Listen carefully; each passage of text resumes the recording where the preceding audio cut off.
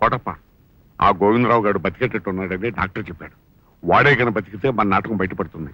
అప్పుడు మనకి యావజ్జీవ కారాగార శిక్ష, ఉరి శిక్ష పడుతుంది. నువ్వేం కంగారు పడబోక. రేపు తోకచుక్క పుట్టే రోజంట. ఆ రోజు కొన్ని గొప్ప గొప్ప పనులు జరుగుతాయి అంటారు. అందులో ఒక గొప్ప పని, ఆసుపత్రిలో ఉన్నాడు హత్య చేయబడతాడు. మరో గొప్ప పని, మీ బావ అతన్ని హత్య చేస్తాడు.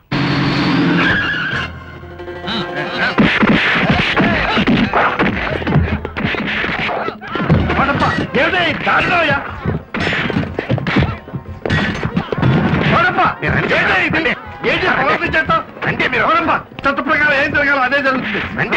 అరే నేను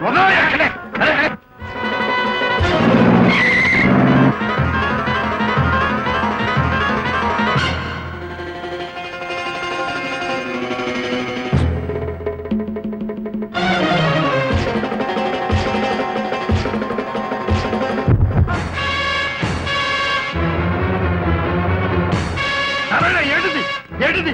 ఎందుకు చెప్తావు? నారాయణ, నారాయణ, గోవిందే, గోవిందే. ఎవరు నువ్వు? నాకేం తెలియదండి. నారాయణ ఇతను చంపుతుంటే నా కళ్ళ బాబా నారాయణ చంపేటంటే నారాయణ అంటే పొద్దు నిన్ను స్టేషన్ లో కలుసుకున్నప్పుడు ఏమైనా సరే గోవిందని చంపాలి, లేకపోతే వాడు నిజాలు బయట పెడతాడు అంటే నువ్వు నవ్వుకోలు కన్నావు అనుకున్నాను. అయితే ఎంతగానే చంపించావు అనమాట. నారాయణ, ఇదంతా అబద్ధం, మోసం. నా భర్త కోటప్ప చేసిన దారుణం తెలియగానే నేను తట్టుకోలేకపోయాను.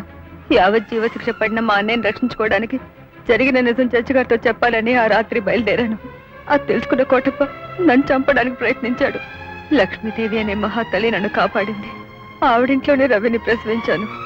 జరిగిందంతా అన్నయ్యతో చెప్పాలని చాలా సార్లు అనుకున్నాను, కానీ అన్నయ్య అన్నయ్య జైల్లోంచి విడుదలైన నువ్వు లారీ యాక్సిడెంట్ లో చనిపోయావని ఎంతో ఏడ్చాను. యాక్సిడెంట్ జరిగిందమ్మా. అందుకు కూడా కారణం నారాయణ కోటప్పేనని నాకు తెలుసు. నా మంచి ప్రవర్తన కారణంగా మరో ఖైదీ నేను ముందుగానే రిలీజ్ అయ్యా. బ్యాగ్ పట్టుకెళ్తున్నాడు చూడు, అరే ఏసీ, నేను కిందకి దిగి వెళ్ళిపోతాను. ప్లాన్ మిస్ అవ్వకూడదు, జాగ్రత్త.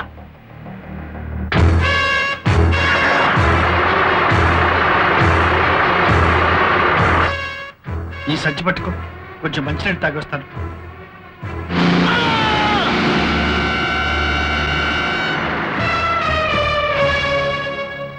ప్రజలు చట్టం నేనే చచ్చిపోయానని నమ్మారు. ఆ తరువాత కొంతకాలానికి చిట్టి పుట్టింది. కానీ నా సావిత్రి మాత్రం నాకు లేకుండా వెళ్ళిపోయింది.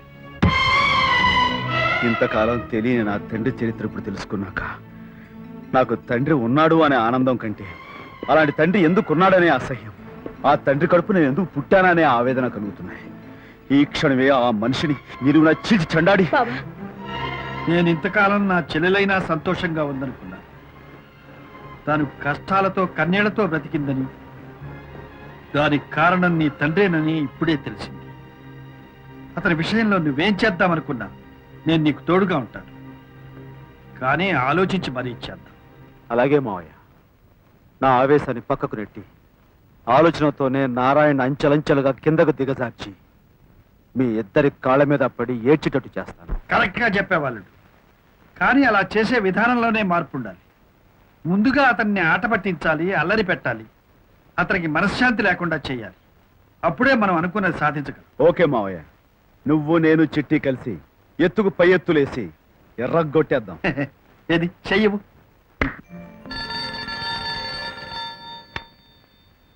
హలో ఏమయ్యా, ఆ మాణిక్యాల్లో మనకి ఇవ్వాల్సిన డబ్బు ఇచ్చాడా?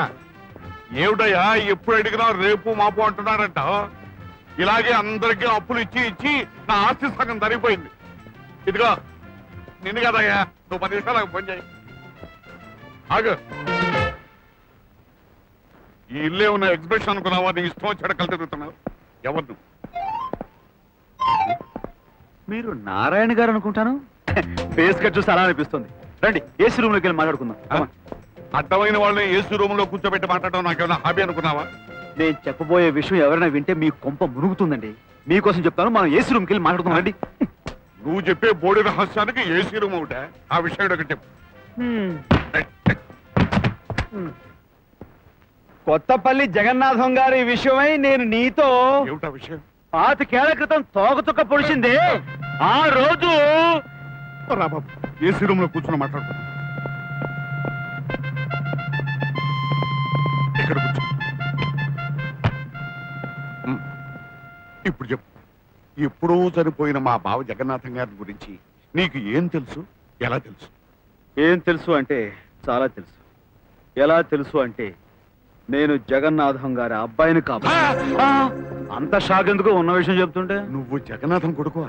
ఎస్, 100% కొంతమంది రాస్కెల్స్, స్కౌండ్రల్స్, పుండా కోర్స్ అన్యాయంగా మా నాన్నని జైలుకి పంపించినప్పుడు పుట్టింట్లో ఉన్న మా అమ్మకు నేను పుట్టాను. పుట్టిల్లు పుట్టాను అని పిట్టకథలు కట్టుకథలు చెప్తే నమ్మడానికి నేనేమన్నా పెద్దగొరేని అనుకున్నావా? లేదు, గడుసు బర్రెవని తెలుసు, నమ్మడానికి నీ మనసు ఒప్పుకోదని తెలుసు. అందుకే వచ్చాగా సాక్ష్యాలతో. జైల్లో ఉండగా మా నాన్న మా అమ్మకు రాసిన ఉత్తరాలు, ఫోటోలు ఇవి చాలనుకుంటాను ఎర్రగొట్టడానికి.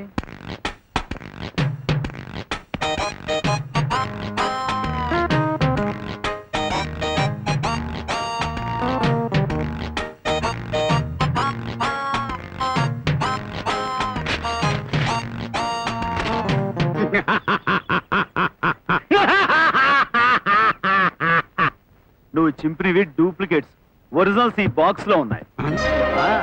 Now come on tell me, else believing or no believing? Else believing, okay. No believing, I go police station, meeting lawyer, taking court, after taking, talking, hitting, breaking, you putting jail. అబ్బాబాబా ఆపోయా English. అసలే పరిస్థితి అర్థకాక మతిపోయి ఏడుస్తుంటే నువ్వు English లో వాయిస్తా ఉంటాయి. సరే, నీకు అర్థమయ్యేలా చెప్తాను. నువ్వు ఒప్పుకున్నావా సరే, లేక ఆ, ఆ, ఈ, ఊ అంటే మూలిగావనుకో, నేను కక్క గగ్గ ఇంజా అంటూ కోర్టుకి వెళ్తాను. ఆ తర్వాత నువ్వు అమ్మ ఆహా అంటూ జైల్లో కూర్చుని ఆడవాలి. నేను వస్తా. వాడివయ్యా, నీ ఫేస్ చూడగానే అనుకున్నానయ్యా నువ్వు మా బావ కొడుకు అని. ఆ? కాకపోతే మన జాగ్రత్తలో మనం ఉంటాం మంచిదని నేను చిన్న టెస్ట్ చేశానంతే. Very good. ఇదిగో ఇప్పుడు చూసా చూడాలకు అత్త మా బావులు. ముందు నీళ్ళు మార్చు. ఇదిగో పెద్దాయన, నేను వచ్చింది నా ఆస్తి కోసం. ఈ ఇల్లు, వాకిలి, ఆఫీసు, బిజినెస్ మొత్తం మా నాన్న కాబట్టి మా నాన్న ఆస్తి నాకు ఇచ్చావనుకో న్యాయంగా ఉంటుంది. ఇలా కూర్చో. ఏంటి ఒళ్ళో కూర్చుంటావా? మ్మ్. అలాగే ఆస్తి నీ చేతికి వచ్చే వరకు నువ్వు నా స్నేహితుడు కొడుకువి అని చెప్తాను. నువ్వు మాత్రం నన్ను అంకుల్ అని పిలవాలి. అంకుల్ అని పొడవుగా పిలవను, అంకు అని పిలుస్తాను. అంకుల్ కాకపోతే పెగ్గు అని పిలువు. ఇదిగో నువ్వు అరిచావంటే నిజం చెప్పేస్తాను. అరవను, నేను తనక మాట్లాడుతాను, కానీ విషయం మాత్రం బయట పెట్టండి. సరే అంకు, నాదో షరతు. ఏమిటి? నాకు కొన్ని పద్ధతులు ఉన్నాయి. తేడా వచ్చిందనుకో మొత్తం అందరినీ కులబొడి చేసి నిజంగా నిన్ను కాదంత. అప్పుడు you behave correct, I behave correct. ఈలోగా నేను హౌస్ చెకింగ్.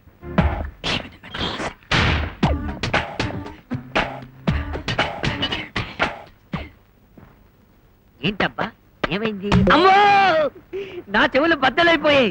ఎవడా నువ్వు? నన్ను రా అంటావురా కుయ్య. కోతులో గెంతుతున్నావు, అసలు నువ్వెవడవరా? నా ఇంటికొచ్చి నన్నే ఎవడని అడుగుతున్నావా? గొప్పడివి.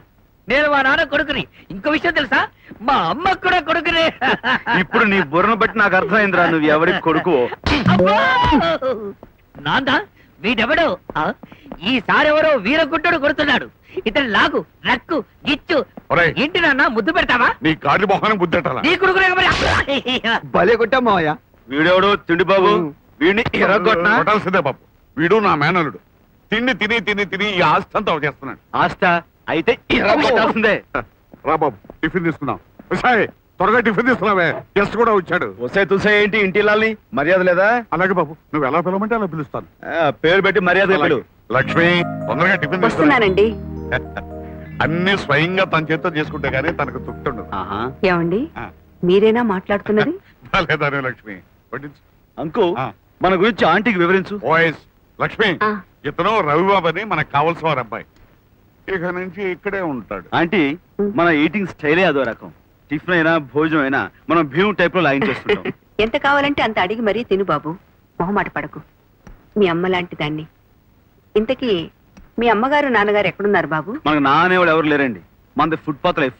ఇక మీదట అంకు ఏదైనా దయ తెలిస్తే మనకే ఒక స్థితి ఏర్పడుతుంది కదా అంకు. అవునవును. నాకు ఆఫీస్ లో అర్జెంట్ పని ఉంది, నేను వస్తాను. అయ్యో, ఏమిటండి ఏం తినకుండా? అక్కర్లేదు, అలా అరుస్తావేంటి? ఏదో తొందరలో వచ్చేసి. లక్ష్మి, నేను వస్తాను. అడ్గడి. వీడి పీడ ఎలా ఉదరించుకోవాలో ఆఫీస్కి వెళ్ళి ఆలోచించు. అలాగే ఆఫీస్కి వెళ్ళి ఆలోచించుకుందాం. నువ్వు టిఫిన్ అట్లా తెలిసాను మరి పేకల దాకా తినవుడు కాస్త rest నువ్వు అలా తీసుకో. గట్టిగా అరిచావంటే నిజం చెప్పేస్తాను. నువ్వు సంతృప్తిగా తిన్నావు కదా ఒక గంట రెస్ట్ తీసుకో, నేను ఆఫీస్కి వెళ్ళి ఫోన్ చేస్తాను. నిజంగా ఫోన్ చేస్తావా? ఆహా, ఫోన్ చేయడమే కాదు నువ్వు ఎక్కడికి రావాలో కూడా చెప్తాను. ఆ